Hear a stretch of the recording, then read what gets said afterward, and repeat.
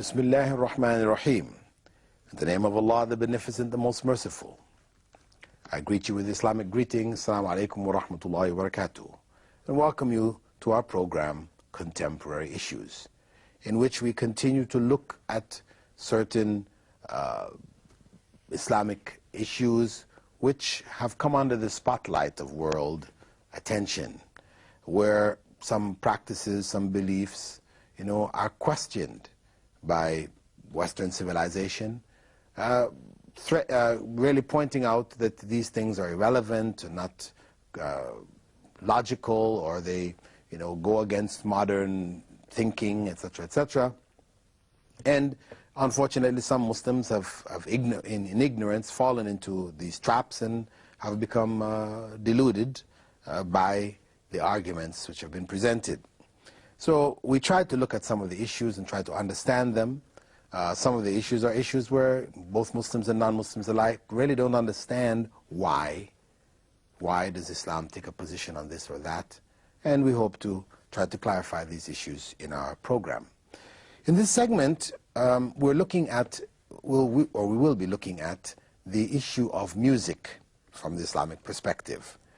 Music, which most people are aware that there is something in Islam regarding music. To some degree, it appears that it is prohibited outright, or some people feel that Muslims are okay. Music, in fact, musicians are okay. It's quite popular amongst Muslims, and in fact, even the guitar in Spain was developed by Muslims when they were in Spain. Now, the actual issue involved here concerning music is that God has created human beings with a nature which loves music. We can see it with a mother singing for her child. Something like this, of course, Islam is not going to prohibit something which is part of the very nature of human beings, to prohibit it just for the sake of prohibition. So, in fact, Islam does not prohibit music outright, but it prohibits the harmful aspects of it. Music is accepted within a particular framework, but outside that framework it has been forbidden. The Prophet ﷺ prohibited the use of wind and stringed musical instruments. In a very famous hadith in which he said, "There will be people of my nation who will legalize fornication, the wearing of silk for men, the drinking of wine, and the use of musical instruments." This is a hadith which is recorded by Imam al-Bukhari. It is a very authentic hadith. Furthermore, he said that some people from my nation will drink wine calling it by another name. Merriment will be made for them by the playing of musical instruments and the singing of adult female singers.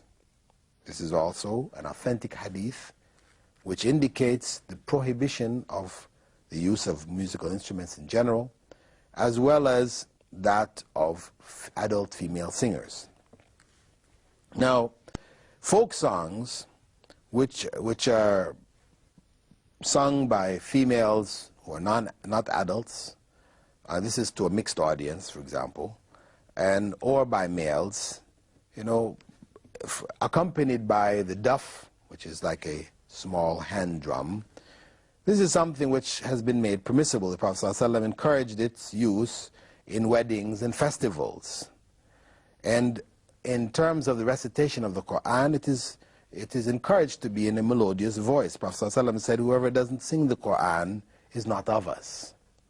So this element of music is accepted within the Muslim society, but that is kept within the bounds of certain festivals, festivities, the recitation of the Quran, etc. And it doesn't become like an obsession.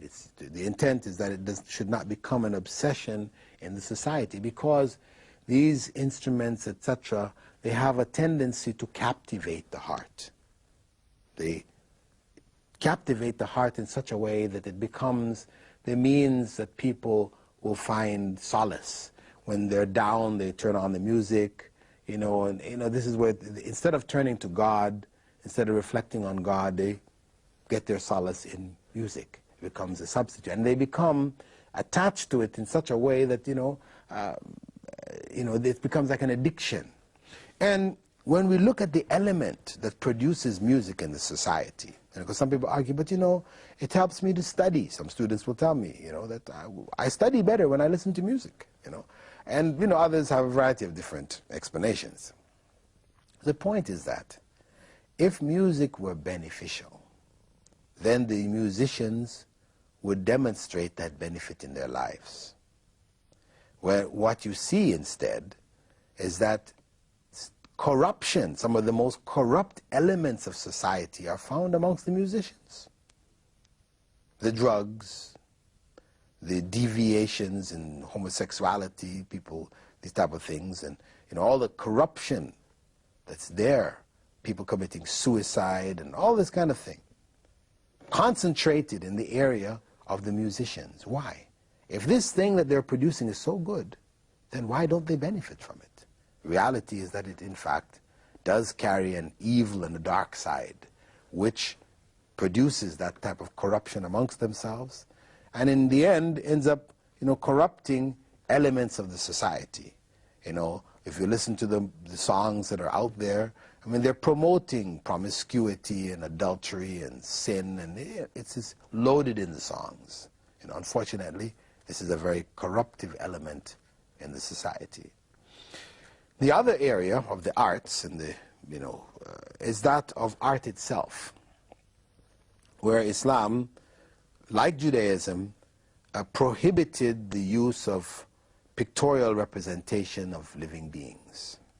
Islam prohibits it.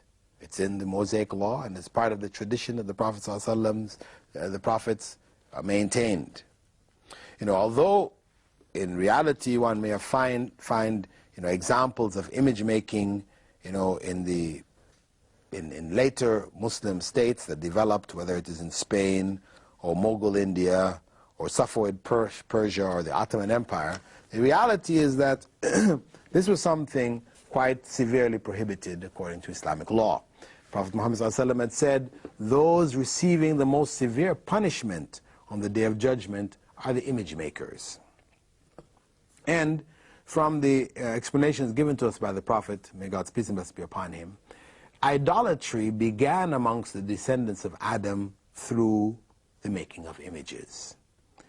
The Prophet ﷺ had said that in the time of Prophet Nuh, there were some righteous individuals who, when they died, Satan came to the people and suggested to them to make statues and name these statues after them to remind them of the goodness of these people. And the people did so, and they placed these statues in the places where they used to gather, And in that generation, the people, whenever they saw the statues, it reminded them of the good of those people, and it encouraged them to do good. However, when that generation died out, Satan came to a later generation and suggested to them that, in fact, their ancestors, their grandparents, etc., were in fact worshipping these idols. And that it was because of their worship that their crops were successful, the rain came, and they had good crops, cultivation was very healthy, etc. And with that delusion of this lies which were promoted at that point in time, people fell into the trap of idolatry. So the issue of creation of images of human beings, etc., is forbidden fundamentally because of this. And if we look at those people involved in idol worship throughout the world, the vast majority of the idols which they worship are idols of living beings. Few people worship idols of planets or trees, etc. Most of the idols that we're talking about are living beings. Whether it's a human being with an elephant's head, or a monkey's head, or whatever, or it's a fish or a dog or whatever, people worship idols that are made in the form of human beings or animals. And so it has been prohibited across the board. Now some people may say, well, what's the harm, really?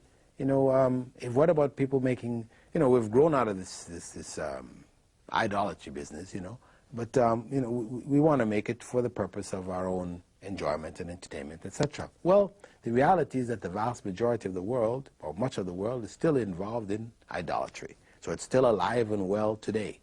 And furthermore, what it does is it creates this love in the minds of people, so much so that the artists, many times when you speak to artists or you hear artists talking about their works, they will talk about how they're trying to create something greater than life. Something greater than life, which embodies something which you can't even find in nature itself. This is their goal. And this is where it's a kind of like a challenge with the Creator. And this is why, one of the statements of the Prophet, may God's peace and blessing be upon him, that, on the Day of Judgment, those who are making the images will be asked to bring life back to their images in their challenge to the Creator, trying to imitate the Creator. Anyway, if we find an art lover, and they're told that, hey, this museum is burning down. There's a picture of Mona Lisa, Leonardo da Vinci's work, and there's a baby in there. You can only take one out. What are you going to take out? The art lover will not think twice. He'll say, I'll get the picture of Mona Lisa. We say, but what about the child? They'll say, well, there are many children born in the world. If we lose a child, no big deal. There's other kids being born. But if you lose the Mona Lisa, this is something invaluable. So that work of art takes on an even greater value than human life. This is the sad state that those who love images have reached. So from the Islamic perspective, the making of images, along with the production of music, has been prohibited in Islam to protect the society from the harm which comes from it. Of course, as I mentioned, the Muslim world today, in having deviated away from much of the teachings of Islam, one might be surprised to hear that. You say, well, why? We see images all the time in the society, in our Muslim societies that we've been in, etc. We hear music all the time, these type of things. However, the principle of understanding Islam is not that Islam is what people do. Islam is not what Muslims do, but what Muslims should do. And to know what they should do, one needs to learn what are in fact the teachings of Islam. And then after knowing that, then you judge Muslims in accordance with what Islam is. Not to judge Islam according to what Muslims do. The next topic that we'll be looking at is that of modern science and Islam.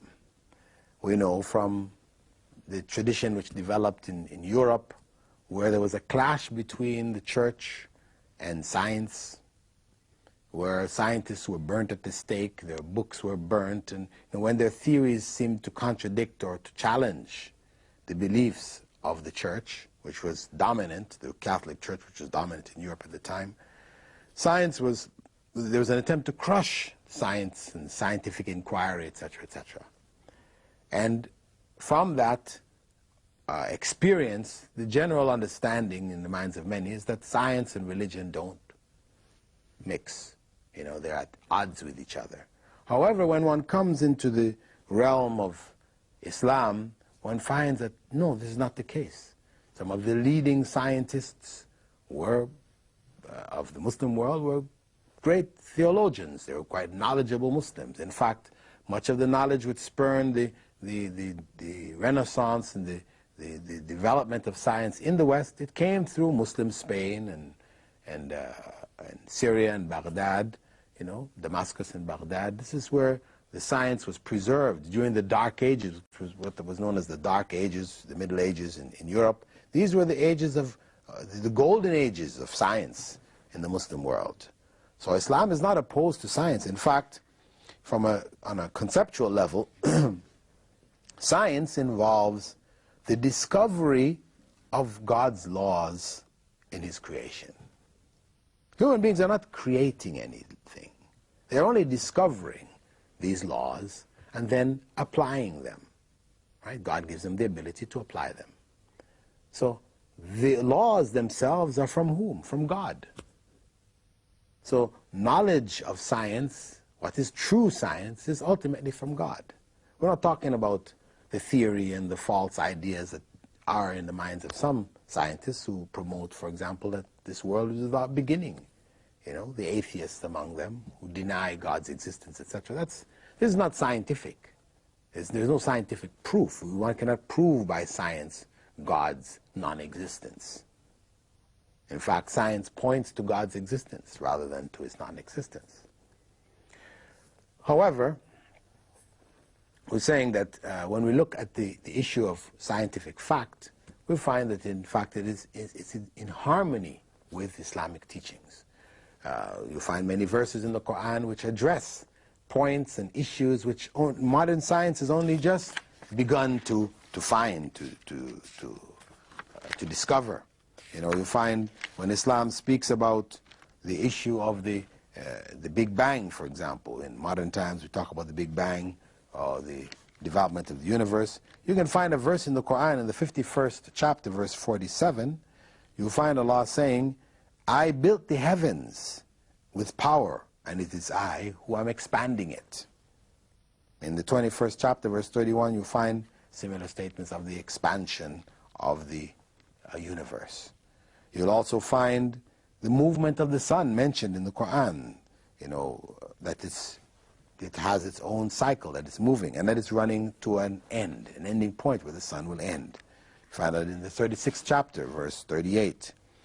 And you even find mentioned in the Quran that human beings will pass through the heavens, leave the earth and pass into the heavens, going to the moon or whatever. You can find in the 51st chapter, verse 33, Allah saying there, O assembly of jinns and humans, if you can penetrate the regions of the heavens and the earth, then penetrate them. You will not do that except with the authority, meaning the authority of God. So, there is plenty, plenty has been written about the Quran and modern science. From the Sunnah of the Prophet Muhammad ﷺ, we find things which are only recently scientifically discovered based on modern scientific knowledge. So, Islam is not in opposition to science, not science fact, and the use of science for the benefit of human lives, etc. I know we have some sects amongst people, Christians, who shun modern science. They will drive around in buggies. They don't use electricity.